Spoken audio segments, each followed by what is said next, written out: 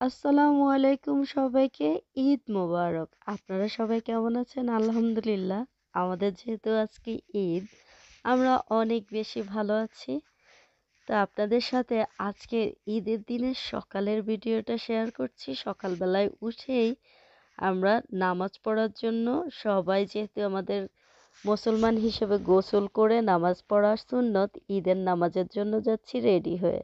তো এটা হচ্ছে মাসুদের প্ল্যান ছিল এবার সবাইকে ঈদ কার্ডের ভিতরে হচ্ছে সালামিটা দিয়ে দিবে। তো এটা হচ্ছে মোহাম্মদের পেক।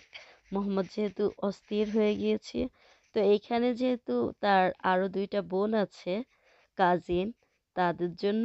আর এখানে মাম্মি লেখা ছিল, মাম্মিটা যে আমি সেটা আমি বুঝতে পারিনি, আমি ভেবেছিলাম আমার শাশুড়ি মায়ের নাম।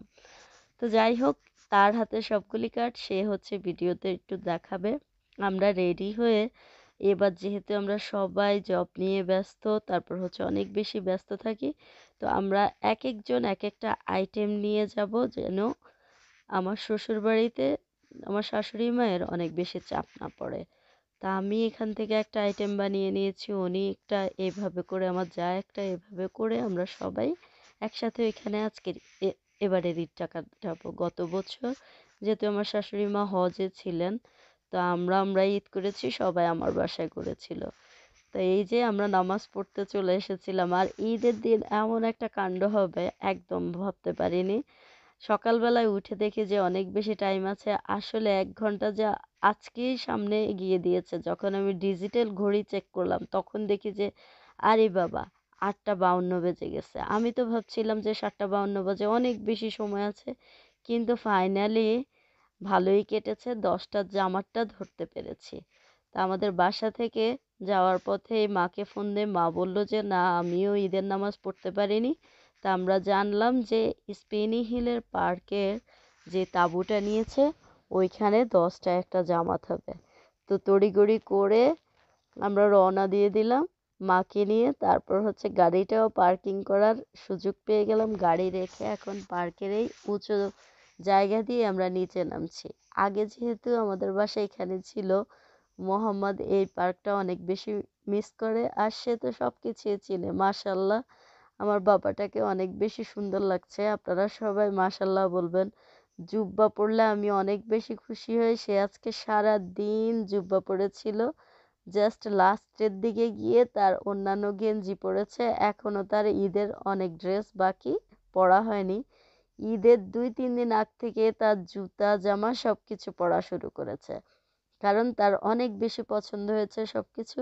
কিন্তু এই জুব্বাটা সে বুঝতে পেরেছে, তবে টুপি নিয়ে আসতে ভুলে গিয়েছে। তার চাচু যদিও তার দোকান থেকে 2টা টুপি দিয়েছে, কিন্তু সে আনতে একদম মনে ছিল না।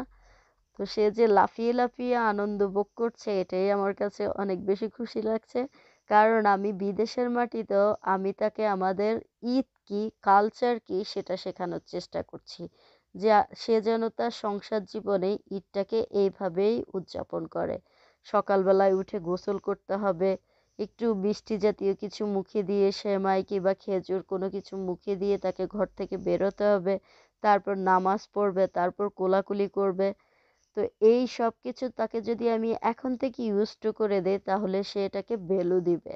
তার মনে হবে যে না, আমার দাদা, তারপর হচ্ছে আমার বাপ চাচা সবাই এভাবে ঈদ করেছে, এবার সেটা হোয়াট এভার আমরা বাংলাদেশ নেই, দেখে কি হয়েছে দেখেন, এইখানে সব মুসলিম। এই এলাকাতে আমরা এশিয়ান, তারপর হচ্ছে অনেক দেশের মুসলিম রয়েছে।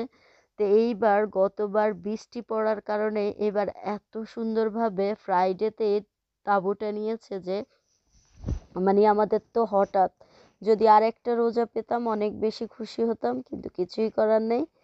আজকে রবিবার, সেটাও খুশির, কারণ আমরা সবাই একটু বন্ধ পেয়েছি। তো নামাজ পড়ার জন্য জায়নামাজ নিয়ে এসেছি, এখন বসে পড়েছি। আর গতবারের আগের বছর আমরা আমার শ্বশুর বাড়ির পাশের একটা মসজিদে নামাজ পড়েছি, কিন্তু এবার শেষ। তো এরপরে বাসায় আসার পরে নিজেদের বিরিয়ানি, তারপর হচ্ছে সেমাই সব কিছু খাওয়ার পরে এখন হচ্ছে পাশের নেইবার যারা, তারা অনেকেই হচ্ছে আগামীকাল ঈদ করবে আমাদের বাংলাদেশের মতো সোমবার দিন।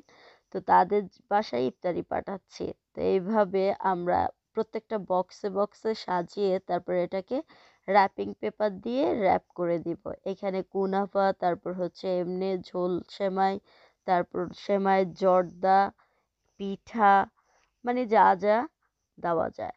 আর ওয়েদারটা এত বেশি ভালো ছিল, আমি আবার কালকে মায়ের জন্য যে জামাটা নিয়েছিলাম সেটা অনেক বেশি বড় হয়ে গিয়েছিল। তো আমি হাঁটতে হাঁটতে বের হয়ে দেখলাম যে আজকেও তো দোকান খোলা থাকার কথা, কিন্তু আনফরচুনেটলি দোকানটা বন্ধ।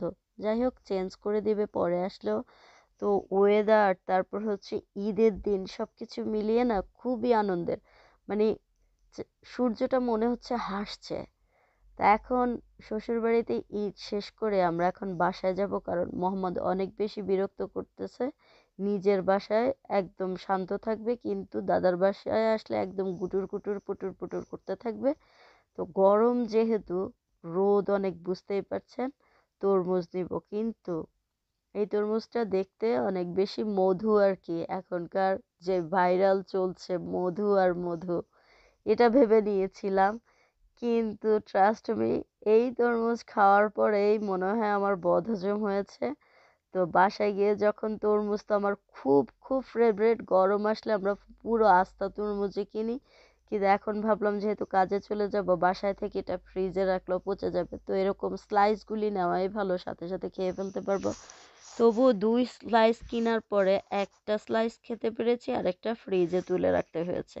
কালকে নামিয়ে খেয়ে না ফেললে আবার পচে যাবে। কিন্তু তরমুজটা মনে হচ্ছে যে সিদ্ধ, তেমন একটা মিষ্টি নেই। কি আর করব, কিনে বাসায় খাওয়ার পরে আর আজকের দিনটা রোজা রোজাই লাগছে।